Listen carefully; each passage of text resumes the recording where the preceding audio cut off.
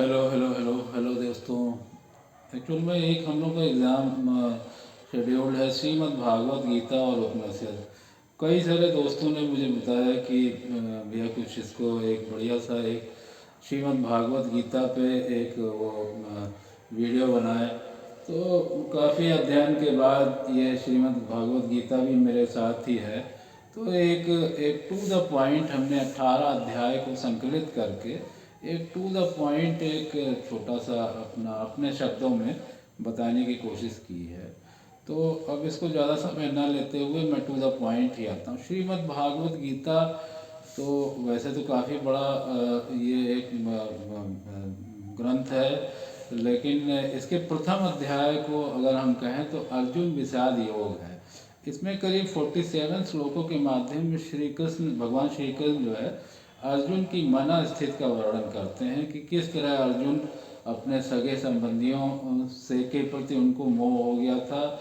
वो उनसे युद्ध नहीं करना चाहते थे, उनकी कोशिश थी कि आपस में संधि कर ली जाए, बट भगवान श्री कृष्ण ने बार बार समझाते थे कि ये जो भूमि है ये तुम्हारी कर्म भूमि है। ये एक्चुअल में मनुष्य का वास्तविक परम धाम तो भगवान का घर है। ये बाकी तो ये भूमि तो पल भर में छूट जाएगी। तुम्हारा एक नैतिक कर्तव्य ये बनता है कि तुम युद्ध पे फोकस करो। तो ये वो पहला अध्याय तो उसमें उन्होंने इसी के बारे में वर्णन किया। दूसरा अध्याय है सांख्य योग। इसमें करीब 72 श्लोक के माध्यम से भगवान श्री कृष्ण ये अर्जुन श्री कृष्ण से अपने मन के भाव को अभिव्यक्त करते हैं कि उनका ये कहना था कि ये जो सामने हैं ये सारे मेरे पूजनीय हैं, मैं कैसे इन पे बाण चलाऊं और मैं किस लालसा से, एक राजपाट की लालसा से मैं क्यों इनको नुकसान पहुंचाऊं या क्षति पहुंचाऊं। तो फिर श्री कृष्ण अर्जुन को कर्म योग, ज्ञान योग, सांख्य योग, बुद्धि योग और आत्मा का ज्ञान देते हैं कि आखिर आत्मा को कौन मार सकता है, शरीर तो नश्वर है और यहाँ तुम मानव के साथ कुछ पल के साथी हो, इसलिए तुम्हारे लिए शाश्वत सत्य यही है कि तुम युद्ध पे फोकस करो। अच्छा, यही तुम्हारे लिए और पूरे विश्व के लिए कल्याणदायी है। तीसरा अध्याय है कर्म योग। इसमें करीब 43 श्लोक के माध्यम से श्री कृष्ण अर्जुन को समझाते हैं कि रणभूमि में परिणाम की चिंता तो कायर करते हैं, योद्धा कभी फल की कामना से युद्ध नहीं करते, तुम तो एक माध्यम हो, तुम्हारा कर्म केवल युद्ध करना है। इसके बाद चौथा अध्याय आता है ज्ञान कर्म संन्यास योग। इस अध्याय में करीब 42 श्लोक हैं। इसमें भगवान श्री कृष्ण अर्जुन को समझाते हैं कि इस जगत में ज्ञान की पराकाष्ठा और ज्ञान ही श्रेष्ठ है, उससे भी अधिक गुरु की पराकाष्ठा है। और उन्होंने इसमें धर्म परायणता के संरक्षक, अधर्मी के विनाश के लिए गुरु को ही अधिक महत्वपूर्ण बताया है कि गुरु के बताए हुए मार्ग पे चलना ही एक शास्त्र सम्मत है।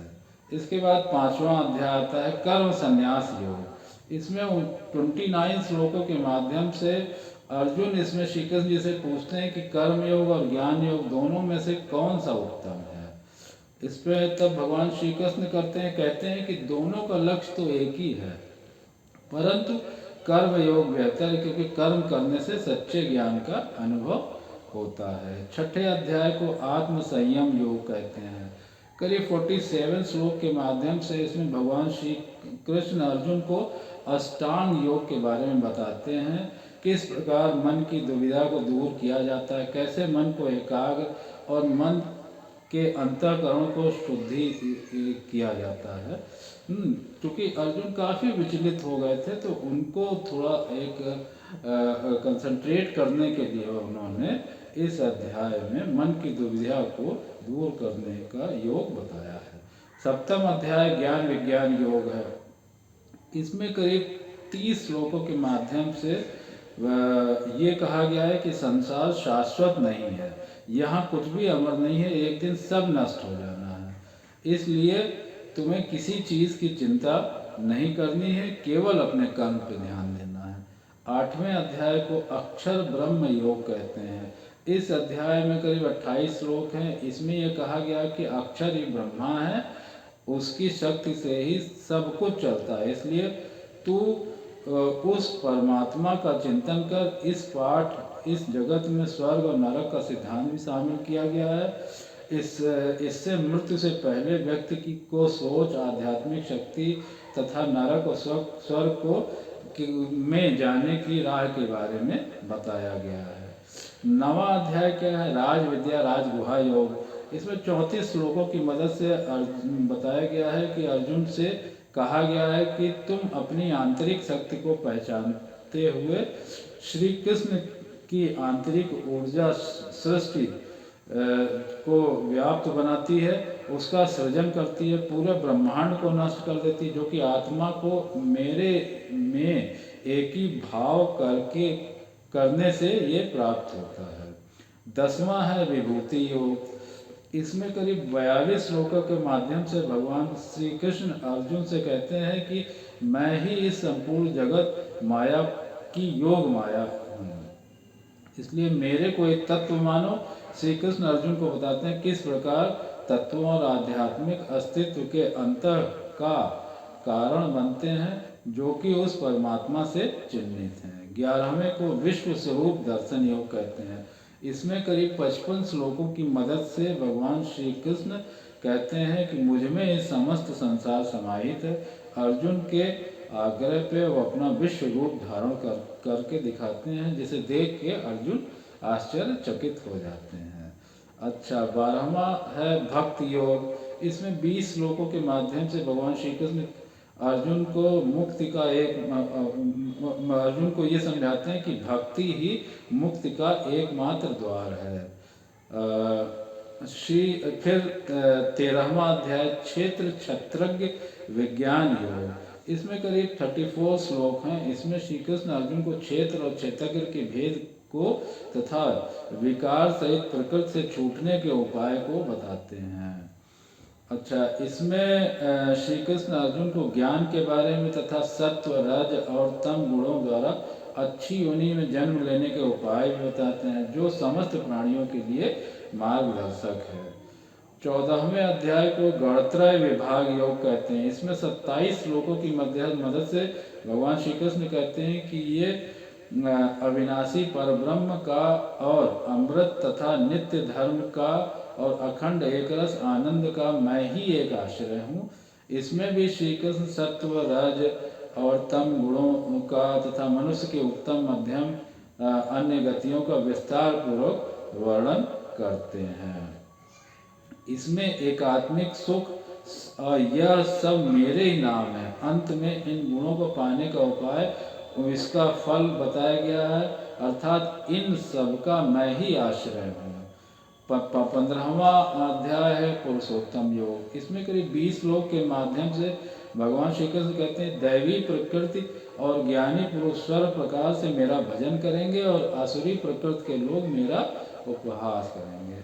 16वां अध्याय, ये एक बेहतरीन अध्याय। हमारी एक बेहतरीन दोस्त ने इसको बड़े डिटेल्ड में डिस्क्राइब किया था किसी एक प्लेटफॉर्म पे, मुझे अब इतना याद नहीं है, बट मैं उनसे इत्तेफाक नहीं रखता हूँ क्योंकि मैंने जो पढ़ा उसमें कुछ अलग ही था जो है। तो चलिए खैर, इसको दैव सुर संपत्ति भाग योग कहते हैं। इसमें करीब 24 श्लोकों की मदद से श्री कृष्ण अर्जुन को संबोधित करते हुए कहते हैं कर्तव्य और अकर्तव्य की व्यवस्था में शास्त्र ही परमार्थ है। तू ऐसे शास्त्रविद से नियत किए हुए कर्म को ही करने योग्य है तथा श्री कृष्ण स्वाभाविक रीति से ही दैवी प्रकृति वाले ज्ञानी पुरुष तथा आसुरी प्रकृति वाले अज्ञानी पुरुष के लक्षणों के बारे में अर्जुन को बताते हैं। 17वां अध्याय श्रद्धात्रय विभाग योग। इसमें करीब 28 श्लोकों की मदद से भगवान श्री कृष्ण अर्जुन को बताते हैं कि जो शास्त्र विधि का ज्ञान न होने से तथा अन्य कारणों से शास्त्र विधि छोड़ते हैं पर यज्ञ पूजा आदि शुभ कर्म श्रद्धापूर्वक करते हैं, वो किस प्रयोजन अथवा नियोजन से कार्य करना इसमें उचित होगा, अर्थात उनकी स्थिति क्या होती है इसके बारे में वर्णन करते हैं। 18वां अध्याय मोक्ष संन्यास योग। ये सबसे बड़ा अध्याय, करीब 78 श्लोकों की मदद से यहाँ ये समझ लीजिए गीता सार है कि ये श्री कृष्ण जी अर्जुन से कहते हैं कि यहाँ योगेश्वर श्री कृष्ण भगवान है जहाँ गांडीव धनुर्धारी अर्जुन है, वहीं पर श्री विजय विभूति अचल नीति है। इसमें अर्जुन श्री कृष्ण से न्यास यानी ज्ञान योग का और त्याग अर्थात फलासक्ति रहित कर्म योग का तत्व जानने की इच्छा प्रकट करते हैं। इसलिए श्री कृष्ण और अर्जुन के इस रहस्य युक्त कल्याणकारी अद्भुत संवाद को सर्वयौगिक माना गया है, जो पूरे विश्व के लिए प्रेरणादायक है। उम्मीद करता हूँ कि ये 18 अध्याय टू द पॉइंट 18 अध्याय मेरे द्वारा बताए गए, उनसे कहीं काफ़ी हद तक आप लोग का ये एग्ज़ाम सफल हो। शुभकामनाएं।